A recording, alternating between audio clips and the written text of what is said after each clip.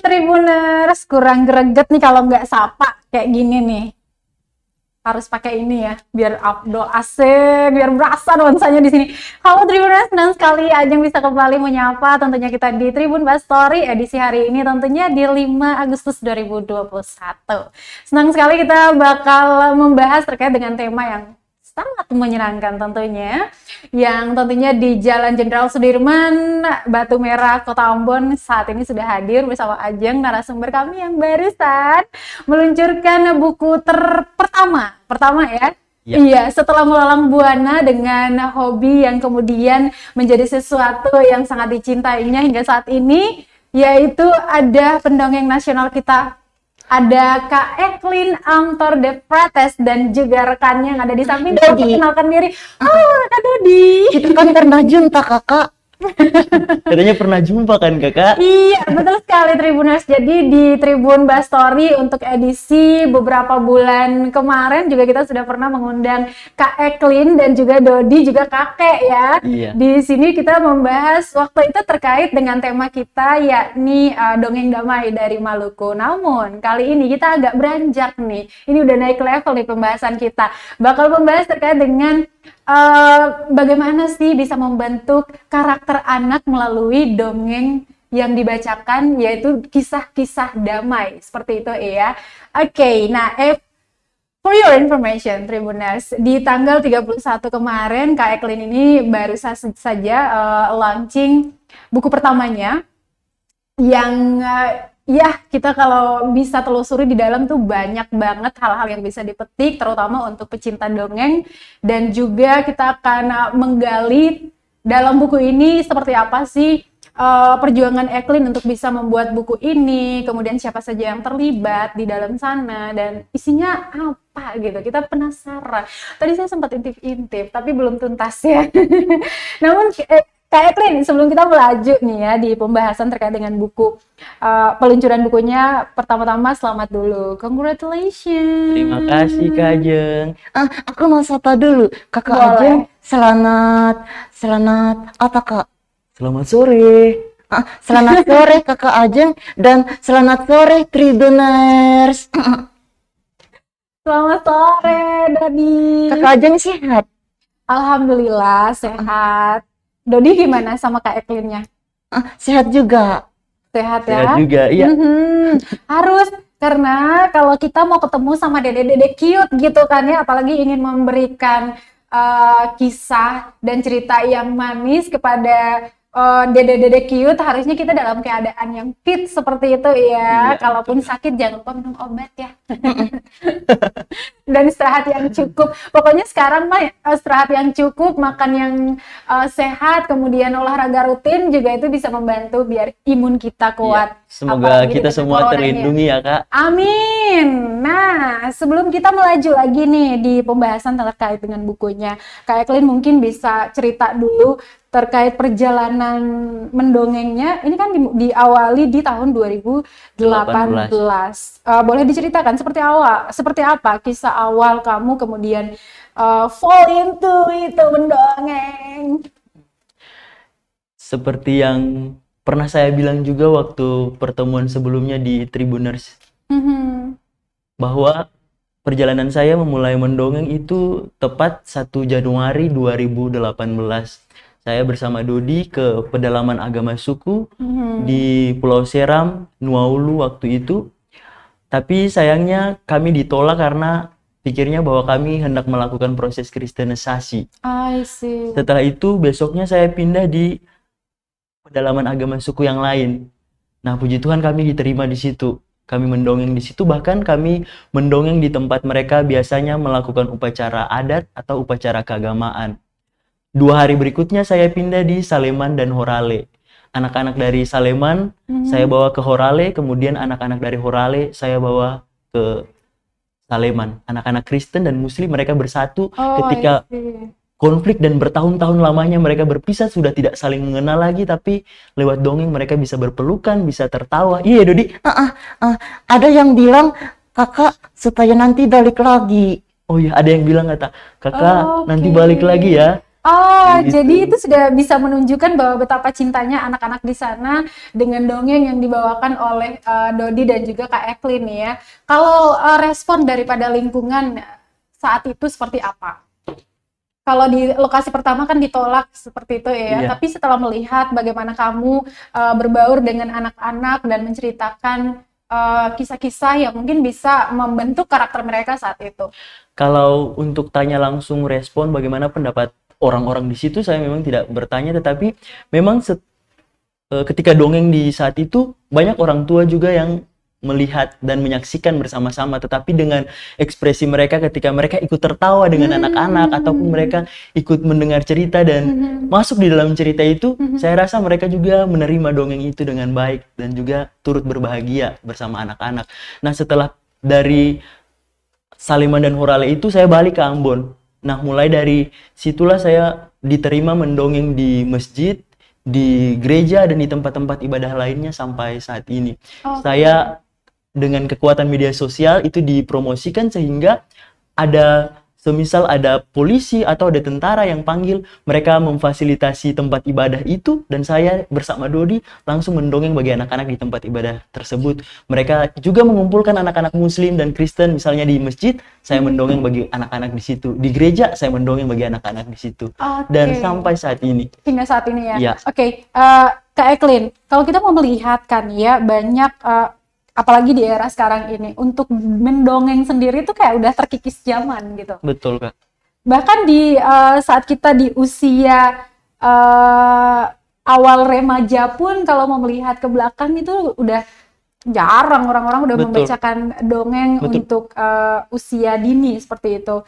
Dan kenapa kamu anak milenial yang kemudian memilih untuk mendongeng? Betul Kak, salah satu alasan itu Kak, sesuai dengan tema kita bahwa dongeng itu dapat membentuk kepribadian anak-anak menjadi lebih baik, dan saya melihat bahwa di dalam dongeng itu memiliki atau mengandung nilai-nilai kebaikan. Banyak sekali nilai-nilai kebaikan yang ada di dalam dongeng itu. Nah, kebaikan-kebaikan itu yang saya sebut dengan damai.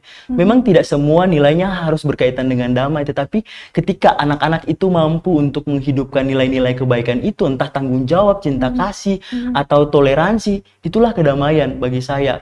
Dan saya beranggapan bahwa dongeng yang saya sebut dongeng damai itu bisa menghidupkan kepribadian anak-anak untuk menjadi lebih baik, karena di dalam dongeng itu mengandung hal-hal kebaikan itu. Mhm. Sekalipun memang dongeng itu sudah mulai punah seperti yang tadi Kakak Ajeng bilang. Ya Dodi, bahkan di dalam setiap kali mendongeng, saya kalau bertanya buat anak-anak di awal dongeng ataupun di akhir dongeng, Mhm. di sini siapa yang pernah dengar dongeng? Kakak Eklin mau cerita loh, dongeng. Ada anak-anak yang sampai juga tidak tahu apa itu Apa itu dongeng. Ya, dongeng ya? karena memang tidak pernah didongengkan oleh Mhm. orang tua, Mhm. nenek, kakek. Kalau biasanya dulu sebelum tidur, saya memang didongengkan atau didongengin oleh mama, papa. Tapi Mhm. sekarang sudah sangat jarang orang tua yang mau mendongeng bagi anak-anak. Padahal itu sangat penting sekali untuk membentuk kepribadian anak-anak itu, karena dongeng sekali lagi mengandung apa Dodi? Banyak nilai-nilai kebaikan. I see. Oke, seperti yang kamu bilang bahwa dongeng ini banyak banget nilai-nilai kebaikan yang kemudian bisa ditanamkan di dalam jiwanya anak-anak di usia dini tadi. Kalau dari perjalanan kamu mendongeng, apakah memang sudah ada dampak yang kamu melihat atau kamu rasakan dari kisah-kisah yang kamu sampaikan ke anak-anak itu? Baik Kak, terima kasih. Jadi kalau dampak langsung melihat perubahan anak-anak dari sikap, misalnya dari awalnya mereka buruk ke langsung baik, itu memang tidak bisa lihat karena saya tidak hidup bersama-sama Ya. dengan mereka di tempat itu. Saya harus pindah lagi ke tempat saya tinggal. Tapi ketika selesai mendongeng, dengan bonding atau kedekatan yang bisa saya bentuk dengan mereka, saya bisa melihat bahwa ternyata mereka bisa melihat dan merasakan bahwa dongeng itu punya dampak buat mereka. Misalnya, kalau saya juga tahu, pasti Kakak Ajeng tahu, biasanya itu tuh kalau berkhotbah di ibadah minggu, saya gunakan Dodi ataupun kakek dan karakter-karakter yang lain. Jadi, media dongeng saya bawakan untuk ibadah minggu, untuk pelayanan ibadah minggu. Nah, itu ketika selesai ibadah dengan menggunakan media dongeng itu, atau selesai berkhotbah dengan menggunakan media dongeng itu, tidak sedikit anak-anak yang datang ikut ke saya dan bercerita cerita yang pernah saya ceritakan, atau pernah ada yang anak-anak yang berlarian setelah saya turun dari mimbar gereja itu, lalu dia peluk saya, dia bilang, "Kakak mau gendong," begitu. Jadi waktu turun dari mimbar itu saya tidak hanya gendong Dodi, tapi harus gendong dua anak itu. Jadi bondnya ya, itu ya dirasakan. padahal cuma beberapa menit saja untuk bercerita atau Nah. berkhotbah dengan mereka, dan tidak hanya di ibadah minggu, tetapi momen-momen dongeng pun di masjid atau di tempat-tempat umum pun, di tempat-tempat lain pun ada banyak kejadian-kejadian seperti itu. Makanya ketika ada orang tua yang punya anak mau membangun bonding atau kedekatan dengan anak-anak, Ya. pakai dongeng, saya sarankan. Karena apalagi ketika membaca dongeng dengan anak-anak seperti ini, lalu anak itu tuh didekatkan kepada orang tua, biar perlu dia bisa mendengar detak jantungnya mama, papa, atau bisa bersentuhan kulit. Itu secara psikologi anak dan orang tua Betul. akan mudah untuk membangun bonding tersebut. Dan itu momen-momen yang mahal, dan Betul. kalau lewat gadget lalu cuma suruh anak belajar begitu saja, cuma suruh anak dengar dongeng lewat gadget begitu saja, bonding itu akan kurang dengan orang tua. Tetapi kalau orang tua yang mau mendongeng atau bercerita bagi anak-anaknya, itu momen yang sangat mahal, sampai dia tua pun dia akan tetap ingat bagaimana kasih sayang orang tua buat dia. Bisa dibandingkan dengan kamu yang cuman beberapa menit Iya. menyampaikan dongeng itu di hadapan anak-anak dan sudah bisa terbangun hubungan tadi. Bagaimana dengan orang tua yang punya waktu ya begitu banyak di rumah dengan anak di jam tidur ataupun bangunnya mereka, ataupun di waktu santai kalian kemudian menghabiskannya bersama anak dan membacakan dongeng? Ajeng pikir itu sebuah kesempatan yang seperti yang tadi Eklin bilang bahwa ini mahal. Betul. Gitu ya. Sekali lagi mungkin seberapa pentingnya sih mendongeng dari orang tua ke anak itu, gimana? Kalau seberapa pentingnya mendongeng, saya memang bahas di buku saya yang Mari Belajar Mendongeng Kisah-Kisah Damai itu. Itu banyak sekali ada manfaat dongeng yang saya jabarkan di situ.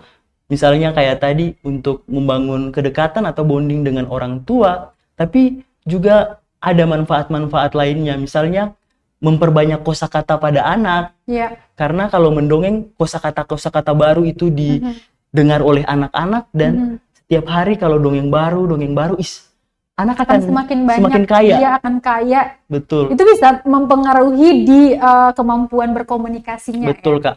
Dan kita tidak perlu untuk misalnya memerintahkan anak-anak atau menyuruh anak-anak untuk harus rajin baca, tetapi kita yang mencontohkan kepada anak-anak lewat membaca dongeng. Ketika kita membaca dongeng buat anak-anak, anak-anak akan melihat bahwa ternyata membaca itu mengasihkan, apalagi ketika orang tua mulai membaca pada suatu hari. Itu adalah lain favoritnya kenakan saya. Anak-anak, ternyata baca itu enak ya. Dia sekalipun tidak bilang secara langsung, dia akan suka baca karena orang tua yang sudah memberi contoh buat dia. Apalagi di usia yang sedang meniru seperti itu. Betul, ya. Kak. Oke, lalu jenis dongeng seperti apa yang kamu rekomendasikan kepada orang tua ketika ingin membacakan dongeng ke anak-anak mereka? Baik, kalau jenis dongeng, saya paling banyak itu dongeng jenis fabel. Memang ada banyak jenis, tapi saya lebih suka jenis fabel atau yang bertokohkan hewan ataupun tumbuh-tumbuhan. Seperti itu. Jadi itu juga favorit saya. Karena itu usia anak-anak itu tuh akan suka dengan jenis dongeng seperti itu, tetapi tidak menutup kemungkinan untuk orang dewasa atau bahkan orang tua pun suka untuk dengan jenis dongeng fabel. Jadi di buku ini, di buku Mari Belajar Mendongeng Kisah-Kisah Damai ini, saya beri belasan contoh di situ. Itu semuanya hampir sebagian besar itu jenisnya jenis fabel. Tetapi tidak menutup kemungkinan juga untuk jenis-jenis yang lain atau benda-benda mati yang kemudian dihidupkan di dalam cerita menjadi satu tokoh begitu, yang bisa membuat anak-anak bisa melihat bahwa ini tidak hanya seperti gelas atau ini tidak hanya seperti buku, tapi ini bisa jadi satu cerita. Misalnya dengan anak-anak sedang minum teh dengan orang tua waktu bersantai, ini bisa jadi bahan cerita buat mereka. Misalnya, di Dodi contoh ya, Dodi jadi anak-anak ya. Ini ada satu cerita nih. Pada suatu hari, ada gelas, dia berjalan-jalan. Dia bertemu, coba Kak Ajeng pegang buku. Oke. Dia bertemu dengan buku. Hai buku, kamu mengapa di sini? Nah, buku lalu menjawab. Kak Ajeng sekarang gerakan. Oh, aku di sini karena aku kan kepala sekolah di sekolah ini. Jadi aku harus di sini. Oh, baik. Ibu kepala sekolah, permisi ya. Oke. Anak-anak tidak akan melihat ini seperti gelas saja. Iya, Dodi. Tapi itu tokoh yang hidup. Ya, anak-anak akan Asik. melihat itu tokoh yang hidup, tidak hanya melihat ini sebagai buku saja, tetapi akan melihat itu sebagai tokoh dan imajinasi mereka. Betul. bekerja di situ. Dengan imajinasi mereka dikembangkan seperti itu lewat cerita, maka anak akan tumbuh menjadi anak-anak yang lebih kreatif karena imajinasi mereka sudah diasah atau dikuatkan lewat cerita-cerita itu. Sebab setiap kali cerita diceritakan, imajinasi anak itu tuh untuk cerita itu mulai melayang-layang dan itu dilatih imajinasi mereka untuk lebih kreatif. Begitu, Kak. Jadi seperti itu manfaat mendongeng kepada anak ya. Oke, Dreamers, saat ini kita lagi live di Facebook fanpage kami dan juga kanal YouTube. Kalian boleh mengirimkan pertanyaan di kolom komentar atau comment section. Nanti bakal kita bacain dan langsung dijawab ya oleh narasumber kami, Kak Eklin dan juga Dadi. Oke, kita langsung ke ini nih, Tribuners, seperti yang tadi Ajeng mention bahwa di tanggal 31 Juli 2021 kemarin baru saja di-launching buku dengan judul Mari Belajar Mendongeng, Kisah-Kisah Damai oleh Eklin Amtor de Frates. Ini merupakan buku pertama. Gimana sensasinya? Kemudian finally melaunching buku gitu ya. Gimana? Coba bagikan sensasi itu buat kita dan juga Tribuners. Saya bersyukur sekali, Kak, karena sampai saat ini saya masih belum percaya bahwa buku itu telah diterbitkan. Karena kalau mau diterbitkan pun saya pasti butuh waktu yang banyak dan juga biaya yang cukup banyak. Tapi puji Tuhan dalam kesempatan ini saya juga izin mengucapkan banyak terima kasih kepada donatur Ibu Dwi Prihandini yang telah dengan sepenuh hati dan sepenuh kasih berbagi untuk anak-anak Maluku dengan mendonasikan sebagian besar biaya untuk buku ini bisa terbit dan bisa dinikmati oleh anak-anak Maluku khususnya, Kak. Oke. Terima kasih banyak, Ibu. Iya, ini kalau mau didengar ini cuman ada berapa 150 pieces ya. 100 saja, Kak. 100 ya. Iya. Oke, di cetakan pertama nih. Iya. Ini kayaknya terbatas sekali. Kalau ada cetakan kedua nih kita doakan semoga bisa masuk Gramedia ya. Amin. Iya ya, Dodi. Amin. Oke, boleh ceritakan nih perjalanan kamu membuat buku ini, suka dukanya seperti apa? Pokoknya prosesnya seperti apa sih? Semoga bisa memotivasikan mereka di luar sana punya hobi yang menyenangkan, bermanfaat dan dibukukan dalam sebuah karya yang luar biasa seperti ini. Baik, Kak, terima kasih. Kalau untuk suka dukanya, saya rasa sukanya yang paling banyak. Karena Karena punya supporter yang ya, banget, betul. persisten. Saya Bahkan dikelilingi ada oleh orang-orang baik. baik. Ada Kakak Jo di sana. Ada Kakak Jo yang selalu temani Dodi ya. Saya dikelilingi banyak sekali orang-orang baik. Salah satunya seperti tadi Ibu Dini, ataupun Mama Papa, keluarga, tapi juga teman-teman di sekeliling saya yang selalu mendukung saya. Terlebih khusus teman-teman dari mana, Dodi? Kakak-kakak dari Rumah Dongeng Damai. Oke. Kakak-kakak dari Rumah Dongeng Damai. Kalau bagi saya buku ini disusun lebih mudah karena yang pertama buku ini menjadi bagian selama proses saya mendongeng. Jadi ada beberapa tahapan untuk saya mau mendongeng. Misalnya untuk sebelum mendongeng ada dalam proses persiapan.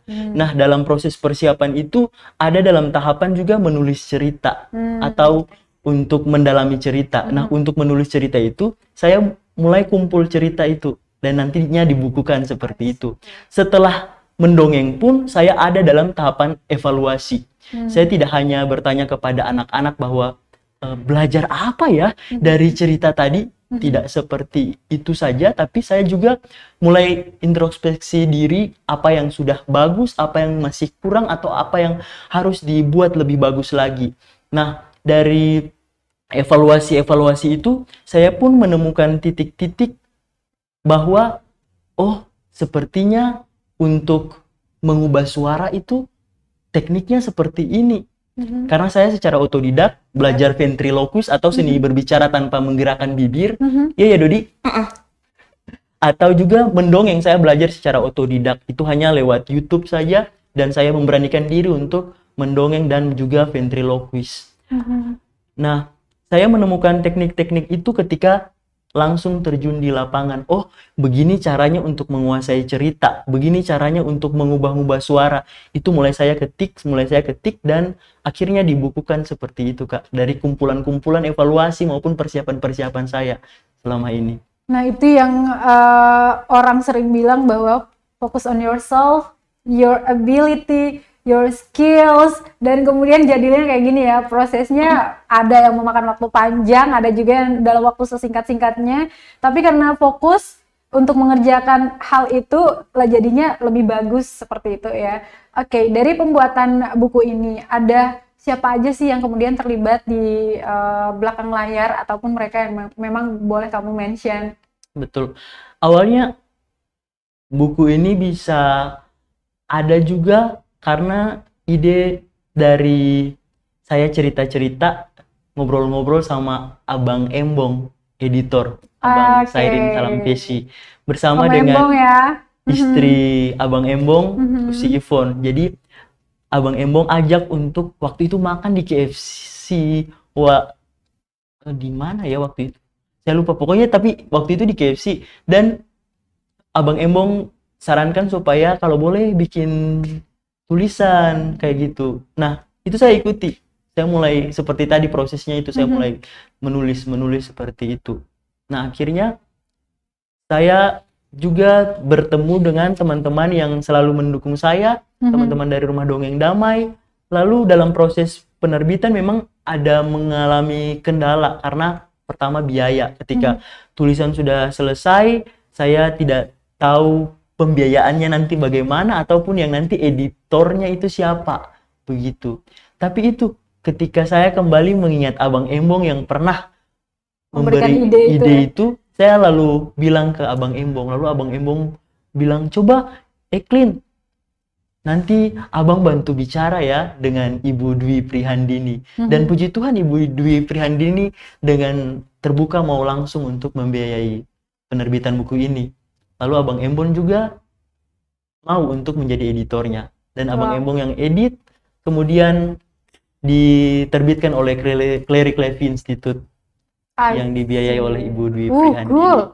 Begitu. Ternyata di balik buku ini ada orang-orang luar biasa yang turut mendukung ya. Betul, Kak. Proses hingga terbitnya buku ini, meskipun masih 100 pieces di awal betul, Kak. pencetakan. Saya pernah waktu itu dengan Dodi kami pernah jualan bunga waktu itu karena untuk mau bisa diterbitkan, Kak. Jadi cari biaya untuk pelayanan bagi anak-anak atau jumpai anak-anak di pulau-pulau, dan juga untuk lebih khusus untuk penerbitan buku ini kami harus jualan bunga. Oh, berarti itu secara swadaya kamu kemudian membuat pendanaan untuk betul. niat tadi ya. Tapi Tuhan beri kemudahan dengan menghadirkan orang-orang baik. Segala sesuatu pasti ada Begitu. jalannya. Amin, Yakin. Kak. Serius ini. Kalau yang penting kita benar-benar serius ya Betul, menjalaninya.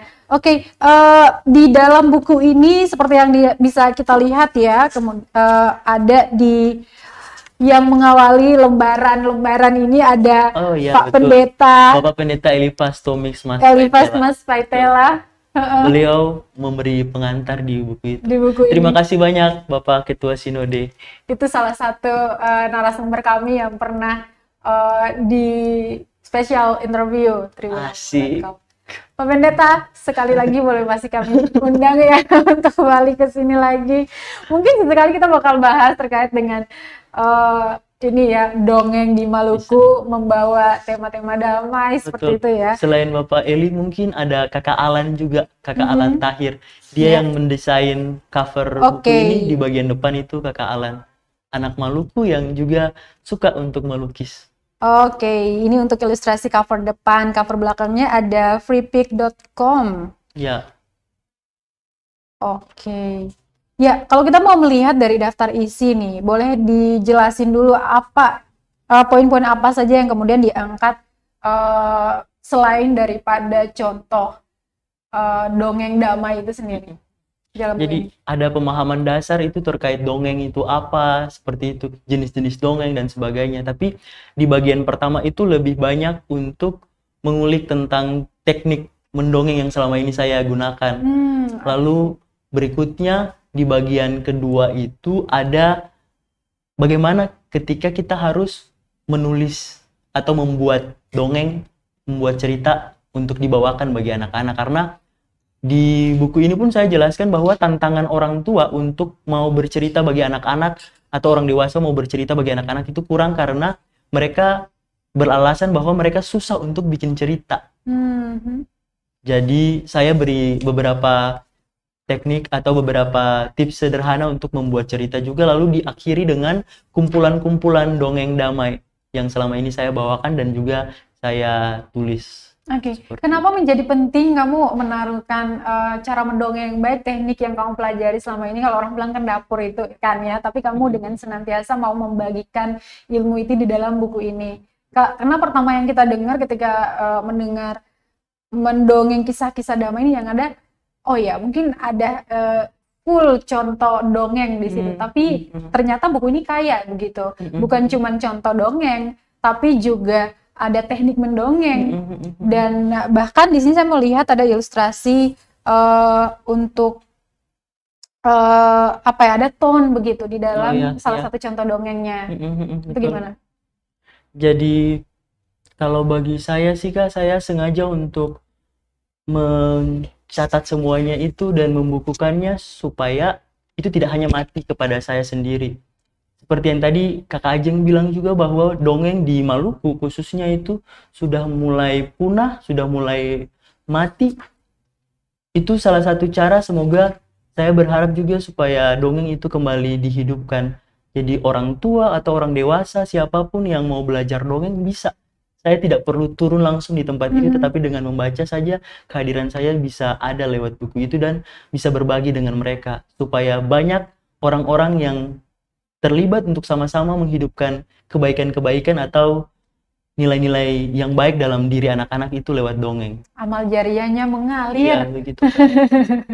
Oke, ini Tribuners, di dalam buku ini seperti yang tadi di-mention, bukan cuma kumpulan contoh dongeng yang pernah dibawakan oleh Eklin saja, tapi ada teknik mendongeng, kemudian hal-hal apa yang perlu dilakukan ketika mendongeng dan setelah mendongeng. Ini seperti apa ya, panduan untuk pemula yang ingin masuk ke dalam aktivitas Dunia mendongeng perdongengan.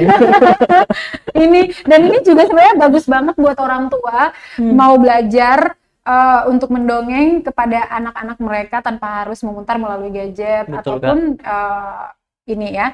Oke, Tidak hanya untuk orang tua mungkin Kak, tapi lebih khusus juga buat adik-adik, anak-anak yang mau ikut lomba sampai tingkat nasional atau tingkat manapun bisa pakai panduan ini. Dan sementara anak-anak Maluku yang mau ikut lomba mendongeng tingkat nasional, saya berusaha untuk pandu mereka dan juga saya bekali dengan buku ini juga supaya dalam waktu mereka dekat adakah lomba? Ada tingkat nasional, ada salah satu anak yang mewakili Maluku. Provinsi Maluku. Oke, itu dede-dede cute. Kalian boleh belajar bagaimana caranya mendongeng dan bisa mengikuti lomba-lomba seperti itu ya. Iya, banyakin portfolionya mulai dari dini, asik. Iya. Oke, pertanyaan berikutnya. Kenapa kisah-kisah damai yang kemudian diangkat? Kenapa kisah-kisah damai yang menjadi tema mendongeng? Baik, selain latar belakang lintas iman tadi, tapi juga itu untuk membentuk kepribadian anak-anak menjadi lebih baik. Itu ada nilai-nilai yang baik itu di dalam dongeng tersebut, dan itu diterjemahkan dalam kata damai. Kebaikan-kebaikan itu diterjemahkan dalam kata damai. Jadi banyak values-nya itu tuh diterjemahkan dengan kata damai sehingga jadinya kisah-kisah damai atau kisah-kisah kebaikan, tapi bawakan dengan menjadi kisah-kisah damai, jadi supaya lebih mengena dengan konteks yang selama ini saya juga jalani untuk mendongeng lintas pulau ataupun lintas iman, itu pakai kata damai. Jadi Supaya ini bukan semata-mata bahwa Maluku pernah ada di konflik Iya, 99, iya, tapi kita ke konflik sebenarnya yang kita hadapi di era sekarang ini. Betul. Kemudian dilajukan dengan kisah-kisah damai itu untuk memperkuat karakteristiknya Betul. anak seperti itu ya. Betul, bisa jadi seperti itu Kak. Itu karena untuk anak-anak yang berperilaku baik itu berarti damai. Ketika Betul. anak-anak bisa bertumbuh menjadi anak-anak yang cerdas atau dia menjadi anak yang tenang, anak yang bertanggung jawab, itu damai di situ. Tapi kalau anak-anak berbeda sikap, maksudnya seperti mulai bandel, itu kita mulai merasa ketidaknyamanan atau kedamaian mulai terguncang. Jadi kata damai sih mau menjelaskan hal-hal yang seperti kebaikan-kebaikan itu Kak. Seperti itu Iya, jadi konteks damai memang ceritanya tidak harus ada nilai damainya seperti yang tadi saya bilang, tapi banyak nilai di situ. Begitu Kak. I see. Wah, ini cool banget dah. Pokoknya sekali lagi apresiasi yang sangat tinggi kita Makasih, kasih Kakak.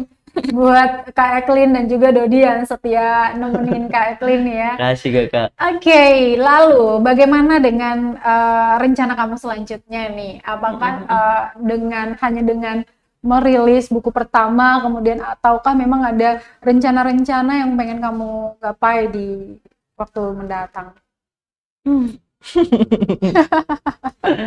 Aduh, bicara harapan, masih banyak harapan sih Kakak terkait dengan dongeng. Selain harus ada cara-cara lain yang harus saya lakukan bersama teman-teman di Rumah Dongeng Damai juga untuk tetap menghidupkan dongeng dan terlebih khusus untuk melayani anak-anak di Maluku dan membentuk kepribadian anak-anak di Maluku menjadi lebih baik.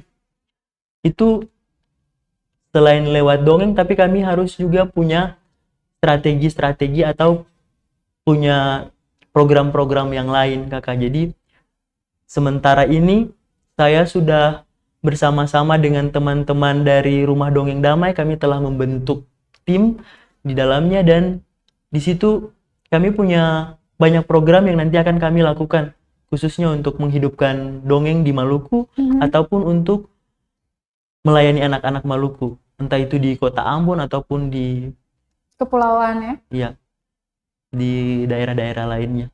I Banyak see. mimpi sebenarnya yang saya masih mau lakukan, tapi saya rasa saya telan dulu, simpan dulu Kak. jangan dibilang-bilang dulu begitu Kak. Oke. Nanti jalani saya dulu. Oke, nanti pasti juga jejaknya itu terekam gitu Iya, ya. betul, Yang Kak. penting terus berkarya aja, Iya, Kak. jangan malu-malu kalau nanti ditelepon, "Klin, kamu lagi kemarin ngapain sih?" Itu Iya. ya udah cerita aja gitu kan Oke, ya. Kak. Siap. Karena bisa jadi mungkin orang-orang luar atau orang lain, sebagian orang akan menilai bahwa bikin apa-apa oh pamer gitu kan ya. Tapi kita nggak tahu aja kalau sebagian orang mungkin akan mengambil hal itu sebagai sebuah motivasi untuk Betul, Kak. melakukan kebaikan lainnya gitu Iya. kan. Oke, kita udah banyak banget ya ngobrol Asik, Kak.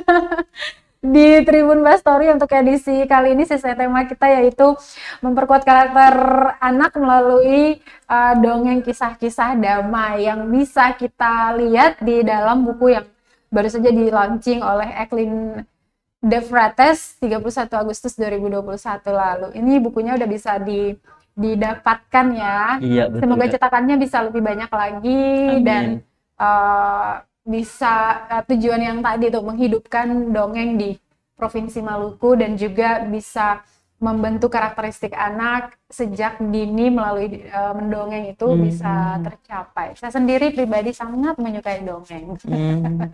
Oke, Eklin, mungkin ada closing statement-nya lah untuk Tribuners yang saat ini sedang mau nonton. Ini ada orangnya di sini, silahkan Pak. Mau dipromosikan bukunya, kami memberikan jendela, silakan. Jadi untuk Tribuners yang mau mendapatkan buku ini, boleh nanti teman-teman dari Rumah Dongeng Damai, mereka yang akan menjualnya. Jadi buku ini dijual juga Per paket. oh ya, per paket katanya Kak. Oh, Coba asik. Kakak Jo boleh bawa. Paketnya ada, boleh dilihat. Jadi tidak Terima hanya kasih. jual buku saja, tapi di paket itu ada buku, kemudian ada Ini ada packaging. ini boneka tangan buatan teman-teman dari Rumah Dongeng Damai. Kemudian Ada ada stikernya juga. ya ini namanya kartu damai. Teman-teman dari Rumah Dongeng Damai menyebutnya seperti itu. Oh, Pembatas I buku. see. Dan Ada lagi nih, ada lagi. Oh enggak. Oh ya, Ada dua. seperti itu. Kayaknya satu paket ini teman-teman jual dengan harga berapa, Kakak Jo? Boleh di-mention? 200.000 rupiah. Rupiah. Begitu, Oke, sukses deh untuk ke depannya. Oh, ini makanya gini ya. Iya, coba Kakak aja. Aku coba ya. Coba. Nanti Oh, begini. coba cerita dengan Dodi ya. Oke. Halo, kamu namanya siapa? Aku namanya Ajeng. Ajeng, bibir kamu merah muda cantik. Oh, Kamu puji aku dong. Puji aku dong. pujian ya. Oke, mau dipuji nih, rambutnya bagus deh. Nggak pernah disisir ya? Kau tahu? Oh, tapi tetap saja tidak pernah mengurangi kegantengannya Dodi. Oke, thank you. Makasih, Ya, kalian Kak. sudah mau mampir. Jangan pernah bosan-bosan ya, karena Siap, kita Kak. sangat mendukung anak muda dengan segala macam kreativitasnya yang bisa membawa nilai baik di tengah masyarakat buat teman-teman komunitas ataupun anak muda Kota Ambon, Provinsi Maluku yang bergerak di bidang apa aja. Jika apapun yang kalian lakukan itu bisa memberi dampak yang baik, positif buat orang-orang di sekitar kalian, hubungi aja Ajeng Asik. atau tribunambon.com. Kita akan mengangkat kisah-kisah kalian supaya bisa memotivasikan orang-orang di luar sana. Oke, makasih banyak, Kak. You're welcome. Oke, Tribuners, tadi sudah belum closing statementnya belum ya? Oh iya ya. Kasih Dodi saja ya, Kak. Apa? Kakak Iklim sudah Silakan. bicara banyak, jadi untuk closing statementnya biar Dodi aja ya. Biar aku aja. Untuk Triduners, apa Kak? Ajeng. Maksudnya bilang apa? Oh, katanya maksudnya bilang apa, Kak? Oh, bilang apa? Kalau kamu bingung, nggak apa-apa. Mikir aja dulu bentar sambil Kak Eklin yang ngomong. Mari Tribuners semuanya, terlebih khusus untuk orang tua, kita hidupkan dongeng kembali. Mendongenglah bagi anak-anak supaya anak-anak bisa belajar banyak kebaikan-kebaikan dari nilai-nilai dongeng tersebut, dan anak-anak bisa apa, Dodi? Sekarang giliran Dodi yang jawab. Bisa tumbuh menjadi anak-anak yang rajin makan. Bukan rajin makan. Anak-anak yang rendah hati, punya budi pekerti yang lebih baik. Itu maksudnya.